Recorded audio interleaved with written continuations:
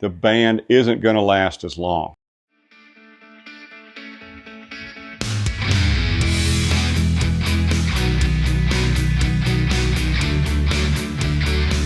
Thanks for visiting our sawmill.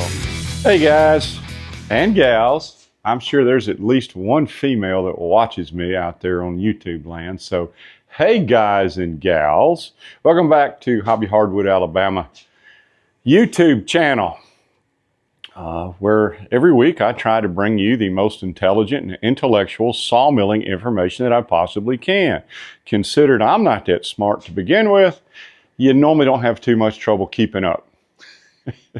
Today, I am going to talk about something that I had a comment on this last video, and it has to do with bandsaw blades and how many times you can resharpen them. I'm going to answer a very simple question with a very detailed answer. The first thing is the material. Is it a hardened material? Is it a double hardened material? Is it a non-hardened body? What was its intended use? Wood-Mizer and a few others sell what are called double hard bands. The idea is that the band will stay sharper, and I have heard some people say that the band will last longer. It's not true. Yes, the band will stay sharper longer, but the band itself will not last as long. The gold standard for fast sawing and long life are resaw bands. Now, for those of you who don't know, a resaw is this big band mill. Sometimes it'll have multiple heads, multiple bands, and a cant, which is this rectangular part of the log, just blows through at full speed. The band has to hit the cant full speed, high impact load, then it cuts, and then the next one cuts, and it just keeps coming around. No stopping, no slowing down, hit at full speed, at optimum sawing speed. The band has to have a lot of impact resistance. It's got to have a reasonable amount of flexibility. Therefore, resaw bands are somewhat flexible in their alloy, and they are not double hardened typically. And there's the phone. You got to answer it. It's a customer. It's spam. Don't you hate it when you get spam? Jeez. Anyway, I hate spam. I don't even like to eat it, much less talk to it on the phone. So some alloys are designed for resaw bands. High feed rate, high impact load, long flex life. So those of you who don't know what flex life is, I'm not sure I can demonstrate it easily. Let's see here. You'd think I could. Let's find something. Piece of paper. As a band goes around the blade, as a band goes around your wheels, your band wheels, it's straight, curves, it comes back, right? It makes a loop. Every time it goes around those wheels, it's having to flex. That's what most people consider flex life. That's all they think about. Oh, how many times does it go around?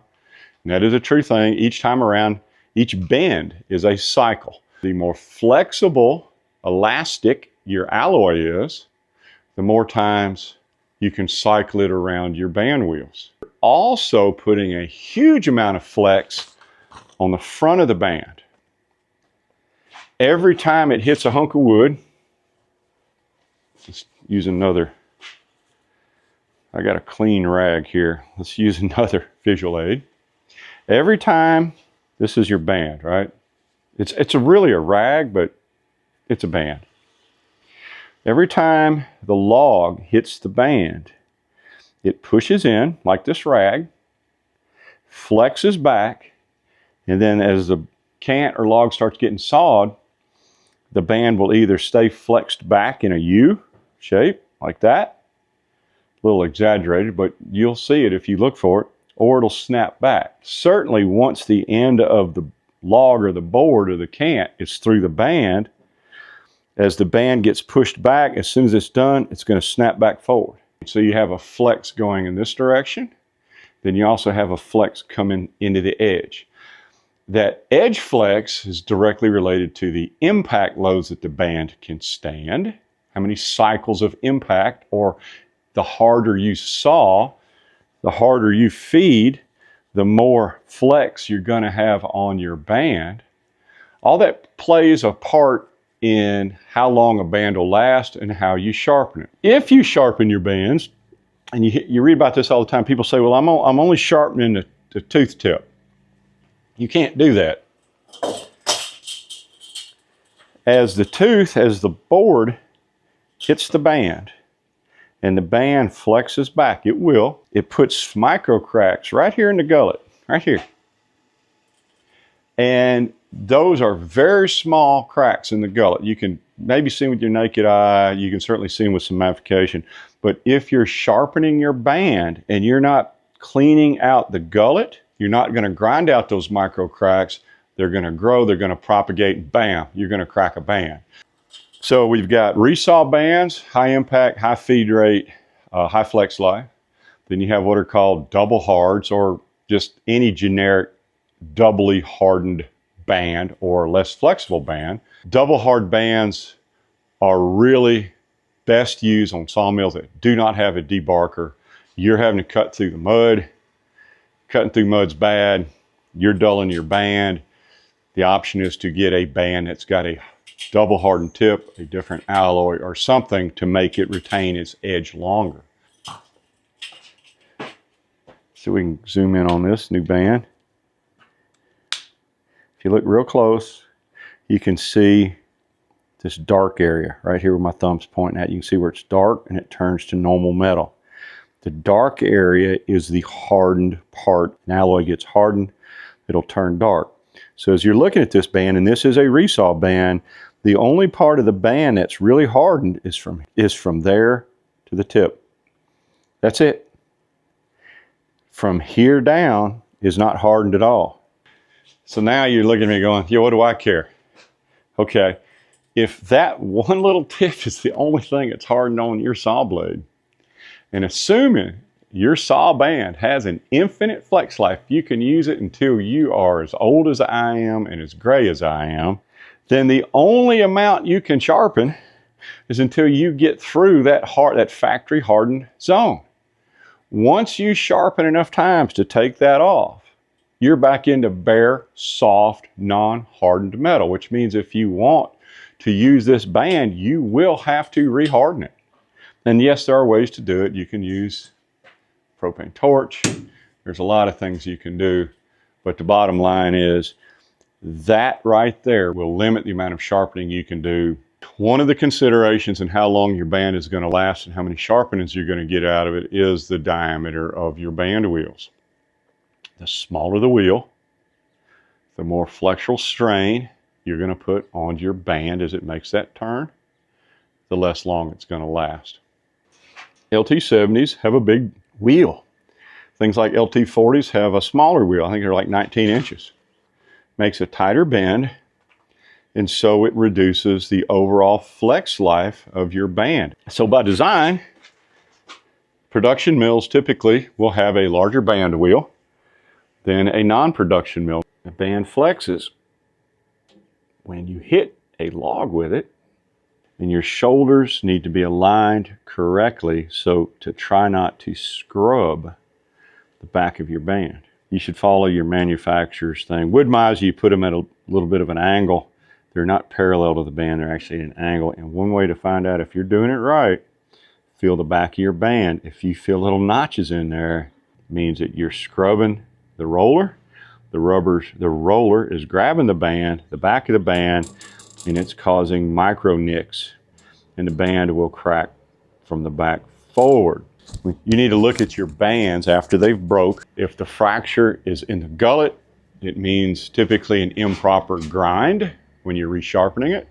If the fracture is in the back, it means that you're scrubbing. Your roller guide is not aligned properly, and it aligned properly is not parallel. It needs to have a little bit of an angle. Read your manual. It's in there, trust me. Then when you scrub to the back shoulder, you're basically ruining your band. You can clearly see on this used band where my roller guides are. where they're running, from there to there, right? And you can see how much tooth is sticking out. Now, typically on most sawmills, the distance between the shoulder and the back of the band is 1 groove. On the idle side, on the wood miles, I think they specify an 1/8 on this side, a 1/16 on that side. Typically, it's a groove. What that means then is, say I've sharpened this band a bunch of times. I don't know how many times, a bunch of times. And I've actually reduced the width of the band. What that means then, I'll sharpen it, I'll set it, it'll be razor sharp. I'll put it on the mill, it's running. The back of the band is aligned perfectly. It's running with the back of the first groove. There's an 1/8 of an inch of space between the groove and the roller. Then I lean into a log and boom, it pushes it real hard against the back shoulder. Now the tooth runs on the front of the band roller and it immediately takes the set out. Oops. That's a real quick way to know you've over sharpened that band. That one's done. Say goodbye to it, even if it was your favorite band. Hang it up on the wall because she's over with. One of the other things you have to worry about is the thickness of your band. I run an 0.55 thick. Those are thick on the body. A lot of people run 0.40 inch thick, 0.45 inch thick. The thinner the band, the easier it will be to take a turn. The easier it will work on smaller band wheels, like, 19-inch wheels versus 21-inch wheels or 20-inch or whatever. Therefore, the thinner the band, its flex life will improve. Everything else being equal, thinner band does not cut as flat or as fast as a thicker band. If I can get 2 or 3 sharpenings out of my band, man, that band has paid for itself. I'm happy. Now, I know some people claim they can get 8, 10, and that's great. Sharpenings, man, that's fine. I don't care. You can do what you do. Sometimes a penny saved is a penny earned. On the other hand, if you're sitting there trying to spend a lot of time polishing a hammer instead of driving nails, your time would be better spent. I knowingly take hits on my flex life and the number of times I can sharpen my bands by increasing the properties in the band that help me increase my production. Y'all with me? I hope so. Ow. Can you believe that? See, that's what happens when you talk about nice things about a band. What? Oh, Lord, you gotta love this filming crap. It hurts. It hurts to film. Please, as you watch these videos, ask questions, make comments, because as you've seen, if I see some cool comments, I will make a video of it. Because if one person has the question and asks the question, maybe 10 others that didn't ask but still want to know the answer. Did it come out right? Let's see. For everyone who asked a question, there's 10 shy people who didn't want to ask. Yeah, okay. All right, enough yakking. Let's get to sawing. Thanks for visiting our sawmill. Click on the links above to see more of our videos.